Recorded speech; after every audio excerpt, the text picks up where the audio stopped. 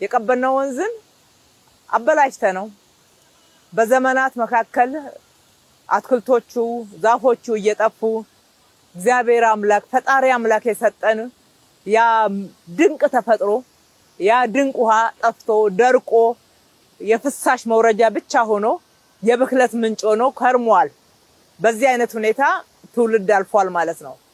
ነገር ግን እዚህ አካባቢ የተወለዱ ያደጉ ልጆች ቀበና ምን ያህል ትልቅ የፈጣሪ ስጦታ እንደነበረ በዘፈናቸው በዝማሪያቸው አንጎራጉረው ሊያስታውሱን እንድንናፍቀው ሊያደርጉን ሞክረዋል።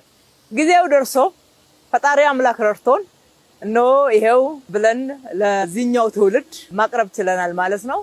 አካባቢው ድንቅ ልምላሜ ያለበት በርካታ መናፈሻዎች የተገነቡበት ያ ብክለት የጸዳበት የበሽታ ምንጭ ሳይሆን ዛሬ የፈውስ ምንጭ በርካታ ለፈውስ የሚሆኑ ቅጠላ ቅጠሎች ጭምር በባህላችን የሚታወቁ የተተከሉበት ምግብ የተተከለበት የምግብ ዛፎች ፍራፍሬዎች ቅመማ ቅመሞች ዙሪያውን ሽታውን እያጣጣምነው አረፍ እያልን ሻይ ቡና እያልን እየተዝናናን የምንሄድበት ስፍራ ሆኗል። የአዲስ አበባ ልጆች ዋና በጣም ፍቅር ኖሯቸው በሚያሳዝን ሁኔታ ግን መዋኘት የማይችሉ ሆነው ነው ያደጉ ያሉት።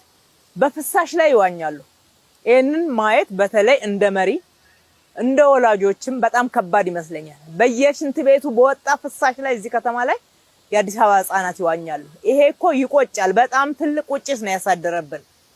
ስለዚህ ለልጆች መዋኛ ቦታ ይሄው ዛሬ በጀልባ ዘመኑ በደረሰበት የመዋኛ ግብአቶች እዚህ ጋር መተው መዋኛት ዘና ማለት ይችላሉ።